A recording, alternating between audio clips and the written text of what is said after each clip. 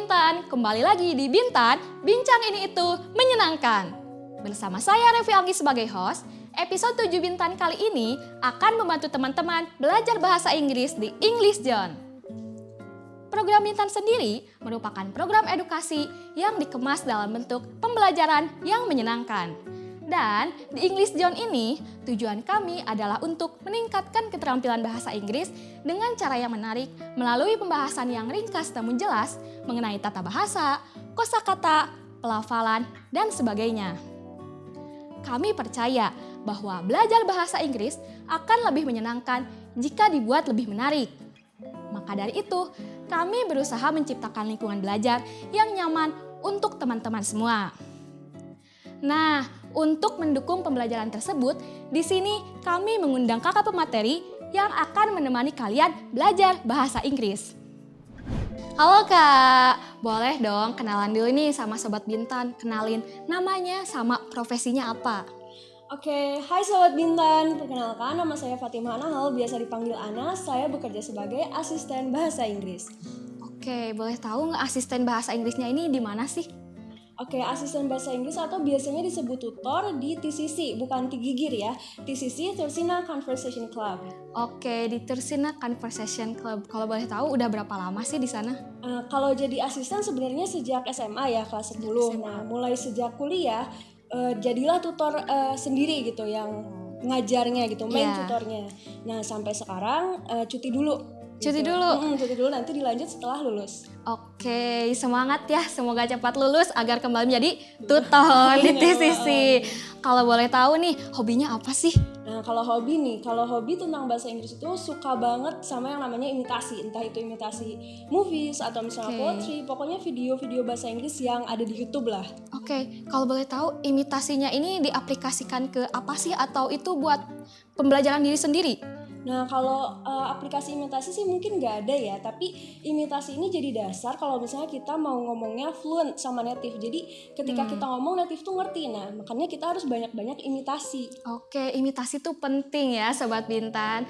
Nah, aku mau nanya lagi nih, kesibukannya akhir-akhir ini ngapain sih? Nah, kalau kesibukan sih lebih ke ngegarap 16 tenses dalam satu pertemuan tuh. 16 tenses dalam satu pertemuan, kayak gimana tuh? Gimana ya, jadi kan selama ini kita belajar 16 tenses itu dari SD atau SMP mungkin ya. Kalau saya sendiri sih dari SD, nah sementara itu sampai lulus SMA kadang kita masih belum lancar 16 tenses. Masih bingung ngebedain tensesnya ya. Makanya coba nih dengan metode 16 tenses dalam satu kali pertemuan, ngaruh nggak gitu. Oke, 16 tenses dalam satu kali pertemuan. Nah, apa sih yang bikin kakak ini suka belajar bahasa Inggris gitu? Kayak apa sih bagian paling kakak suka dari belajar bahasa Inggris?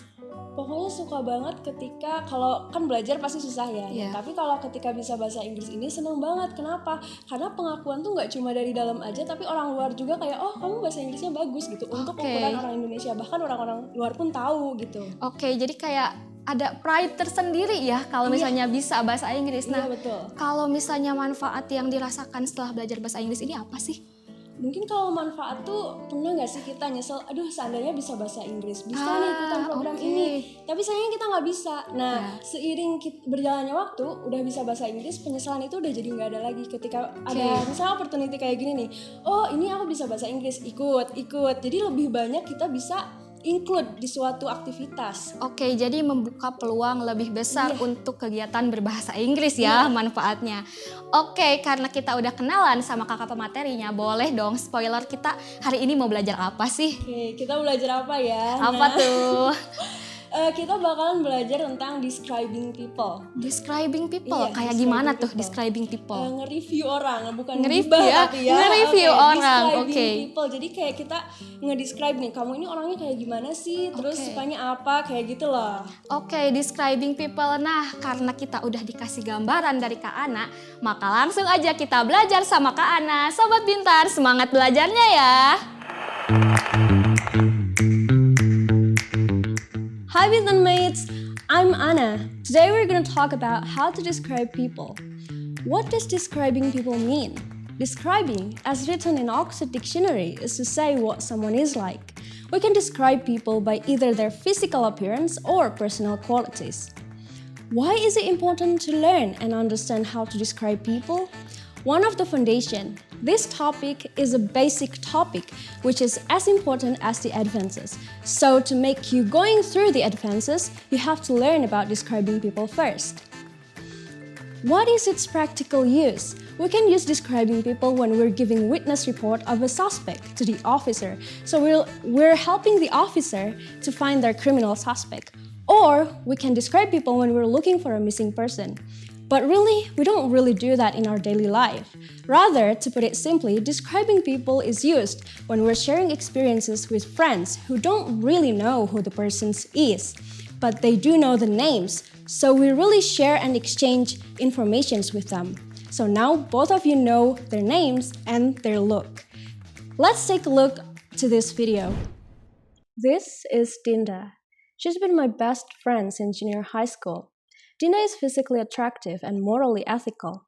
Like every other Asian, she's not too tall in average. She's got fair skin and straight black hair. At school, she wears the uniform. Other than that, she loves wearing dresses. She's obsessed with flowers. Sometimes she puts them as hair ornaments. She's always cheerful. She's also very friendly and likes to make friends with anyone. Like many other girls, she is also talkative. She often responds enthusiastically to our story when we hang out. I think that's why many friends enjoy her company. Dinda's favorite thing to do is traveling to many places, especially to nature destinations. She said that spending time in the nature is so relaxing. Dinda is a lovely person. I'm grateful that I've met her. Let's break it down. Based on the video, we know that we can describe people by their physical or non-physical characteristic. Physical characteristics are those things we can see with eyes. For example, physical appearances. Non-physical characteristics are those things we can't see with our eyes, like personality, likes and dislikes, or habit. How do we describe people's physical appearances? We can describe people's physical appearances by their look. For example, I am wearing glasses, or if they are wearing braces, you can say that they are wearing braces. Clothing are more to their style. Are they casual or formal or fancy? And expressions. Are they smiling or are they mad and frowning? And last thing from the example is body details, as their height, are they tall or short? For example, I am 155 centimeters and weight 60 kilograms, or posture, are they slouching or they are in a good postures? Now let's talk about describing people's personality. People's personal qualities, as in active or lazy. Basically, there is an approving personality and disapproving personality. It really is to their point of view. For example, active has the opposite of lazy, educated and ignorant, selfless and selfish. What about their likes and dislikes?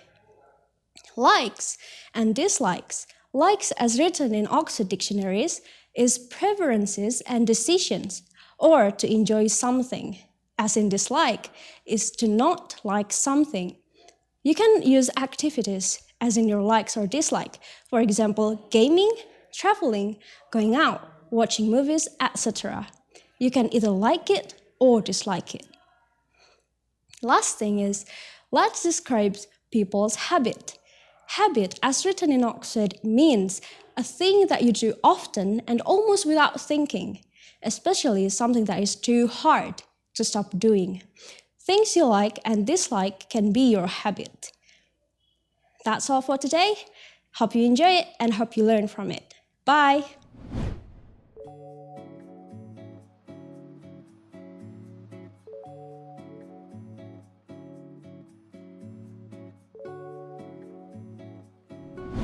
Nah, Vocabulary of the Day adalah materi terakhir untuk hari ini. Terima kasih kepada Kak Ana sebagai pemateri. Terima kasih juga kepada Sobat Bintan. Semoga materi hari ini bermanfaat. Sampai jumpa di Bintan episode selanjutnya.